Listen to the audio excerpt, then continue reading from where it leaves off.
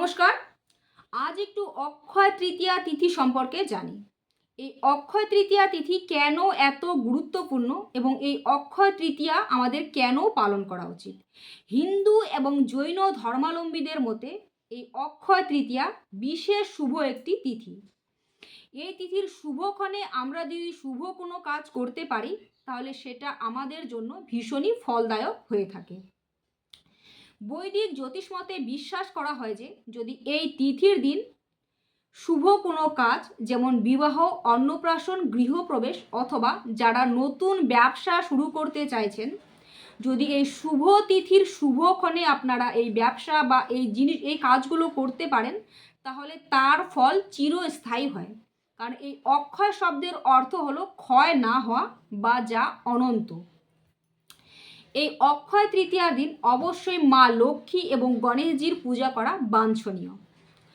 এই অক্ষয় তৃতীয়ার দিন গণেশজিকে আপনারা অবশ্যই হলুদ লাড্ডু এবং দুব্য দিয়ে পুজো করবেন। মা লক্ষ্মীকে অবশ্যই আপনারা লাল অথবা সাদা গোলাপ ফুল, সাদা মিষ্টি দিয়ে পুজো করতে পারেন।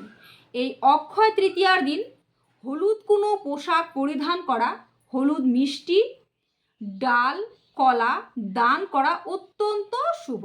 যদি আপনারা এই অক্ষয় তৃতীয়ার দিনে কোনো অবলা প্রাণীর সেবা যত্ন করতে পারেন তাহলে সেটা আপনাদের জন্য ভীষণই শুভ। এবং আরও একটি বিষয় রয়েছে, এই অক্ষয় তৃতীয়ার দিন যদি আপনারা কুবের দেবের আরাধনা করতে পারেন, আর আমরা সকলেই জানি কুবের দেব হচ্ছে আমাদের অর্থের দেবতা। যদি কুবের দেবের আরাধনা করতে পারেন, কুবের যন্ত্রম বাড়িতে প্রতিষ্ঠা করতে পারেন তাহলে কিন্তু আপনাদের আর্থিক সমৃদ্ধি বৃদ্ধি পাবে।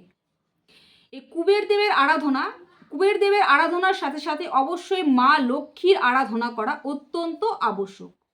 এই অক্ষয় তৃতীয়ার দিন বাস্তুর পজিটিভিটি বৃদ্ধি করতে অবশ্যই শিলা লবণ কিনতে পারেন এবং সেই শিলা লবণ দিয়ে পুরো বাড়ি পরিষ্কার করতে পারেন। সেই শিলা লবণের জল আপনারা বাড়ির প্রতিটি কোণায় কোণায় ছিটিয়ে দিলে আপনাদের বাস্তুতে যদি কোনো নেগেটিভিটি থাকে তাহলে সেই নেগেটিভিটিটা অনেকাংশে দূর করে।